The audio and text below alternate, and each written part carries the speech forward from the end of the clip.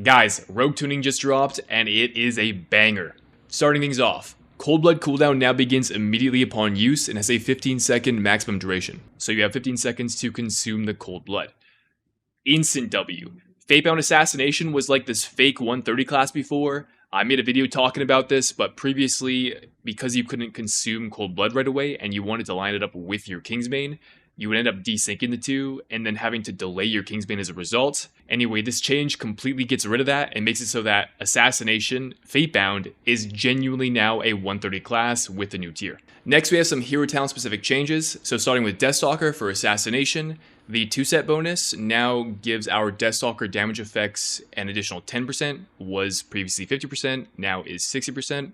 And the 4-set increases our shift duration by a further second. And the way this set bonus interacts, if you're not familiar, whenever we press Shiv, this increases the damage of our Stalker effects by now 60% for the duration of that ability, right? So if our Shiv is now 11 seconds in duration, previously 8, but now plus 3 seconds, that means we have, up to 24 seconds of increased Stalker damage in our cooldowns, and then 11 seconds whenever we're pressing Shiv, right? So Big W, Stalker Assassination needed some love. This is a step in the right direction. My understanding of this, briefly looking at the Rogue Discord, is that these changes on their own probably aren't enough to make Stalker Assassination like the go-to raid spec.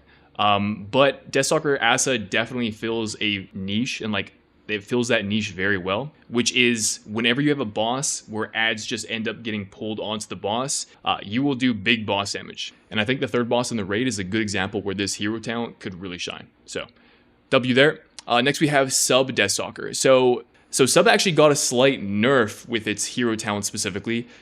It had its Stalker damage effects and bonuses reduced to 40% from 50%. And this is followed by a comment where they fix an issue preventing Stalker damage effects from benefiting from the Lingering Darkness effect. Now this change is a little confusing. Sub Stalker already wasn't looking very good in raid, and it basically doesn't have a place at all in Mythic Plus. It just doesn't really, the hero talents and Mythic Plus just don't really go together.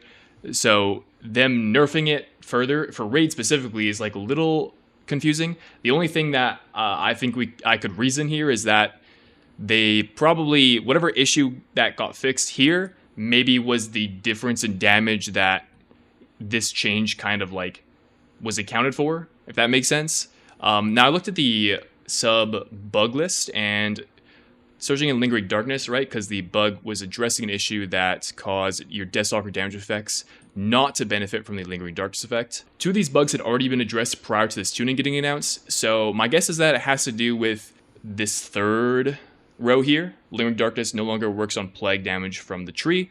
Maybe that's what got addressed. We'll have to wait and see. But if they're fixing bugs, that's a W. But yeah, Stalker sub not really looking fantastic. But I think most sub rogues kind of like playing Trickster anyways, so we'll get to that later and see if things are looking all right. Fatebound. Okay, so kind of hinted at Fatebound earlier with this Cold Blood change.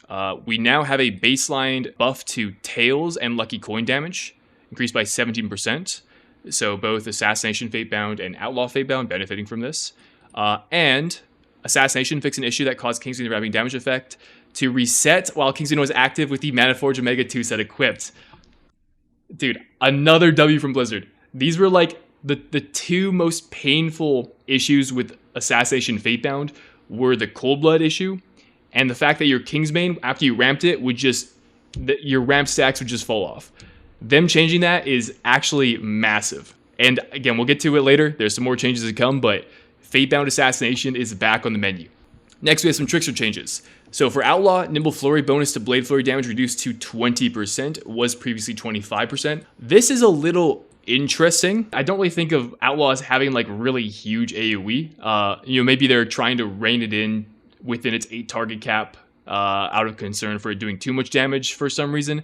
But my guess is that this change is really directed at our Killing Spree having an increased duration, right? In the Undermine, you press Killing Spree very often, such that in AoE, you're almost able to maintain a 100% Nimble Flurry uptime, during Trash Pulls. It's not going to be exactly 100%, probably more like 90. But with the Killing Spree duration increase next tier, right, 11.2, that's no longer the case. So I think Blizzard might be realizing that, and they're thinking to themselves, okay, let's remove some of the power from Nimble Flurry specifically and just put it back into Outlaw baseline.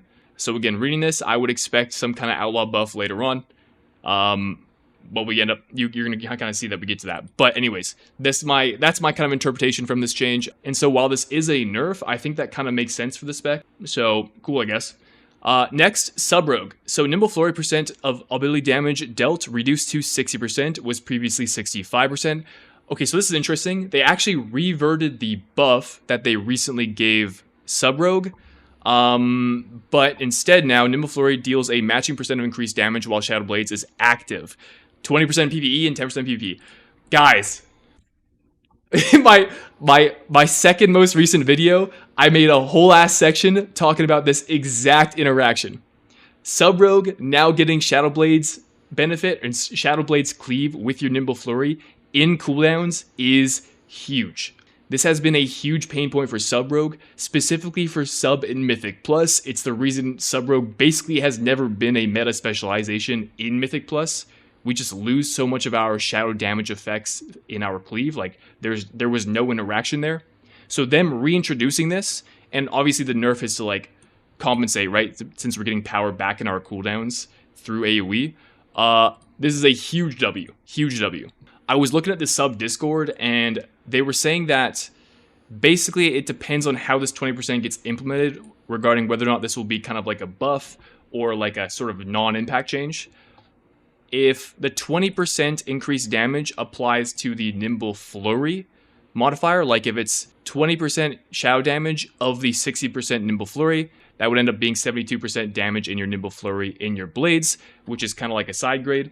But if this is just like 20% flat, where it's 20% plus the 60, right? So that would be like 80% Nimble Flurry damage in our cooldowns. That would actually be a pretty sizable buff. So it remains to see exactly how this was implemented. But again, even if it ends up being kind of like a nothing burger in terms of our overall damage profile, addressing this bug and putting our damage back in our cooldowns is just so good. It's so good for Mythic Plus specifically when you have compositions that play around your cooldown damage profile, right? You're going to pull big when you have CDs. And Sub Rogue just losing that damage in cooldowns was a big L. So, amazing changes so far. And then that brings us to the remaining changes on Rogue, which are just some baseline aura buffs. And I think these coincide with Rogue not really looking too hot in single target, specifically for Raid. And I think all of these changes are appropriate. 4% aura buff to Assassination, 3.5% aura buff to Outlaw, Killing Spree damage increased by 15%. I guess they want more power into Killing Spree. And then Sub Rogue, all damage increased by 5%. So, guys, Rogue stocks are hella up right now. Like, pretty much every build you could think of, aside of Sub Deathstalker, is looking infinitely better right now. So, amazing bug fixes, much needed aura buffs, playstyle improvements. Guys, I don't want to get too far ahead of myself, but I almost want to say this tuning has reinvigorated my faith in Blizzard to guide Rogue in the right direction. And guys, post-production, I was able to pull some numbers out of the Rogue Discord to share with you. That said, take this with a large grain of salt. To my understanding, at the time of making this video, most of these changes haven't yet been implemented on the PTR, so we can't actually test these. Additionally, there's still some APL that needs to get sorted out for the next season, so the values that end up being returned from the Sims may not truly be representative of what ends up being real for 11.2. So, Sub Rogue is up 5% across every one of the hero talent specializations with the aura buff. I just put down Trickster sub here. And then Trickster sub AoE is going to be 5% or more. Again, reference the aura buff. And then the Nimble Flurry and Shadow Blades change, which moves our damage back into our cooldowns. That will either be about equal to 5% or more. We don't exactly know how much more yet, but that's what you could expect. Next, Assassination Deathstalker single target is up about 7 to 8%. AoE, we can't really check. Unfortunately, Assassination AoE sims aren't yet supported. And then for Fatebound, single target is up a whopping 12%. I think this makes Fatebound Assassination the best, if not one of the best, rogue single target specializations. I think it's a toss-up between Assassination and Fatebound Outlaw, which themselves got a buff by 8%. And then Trickster single target is also up 5%, and their AoE is up 2 to 3%. Even with the Nimble Flurry nerf, the aura buff they additionally got ends up being a net positive. So, these are the numbers I have to share with you guys to give you a bit more context. But that's going to be it for the video. Thanks for watching, guys. Hit subscribe if you haven't already, and I'll see you in the next one. Peace.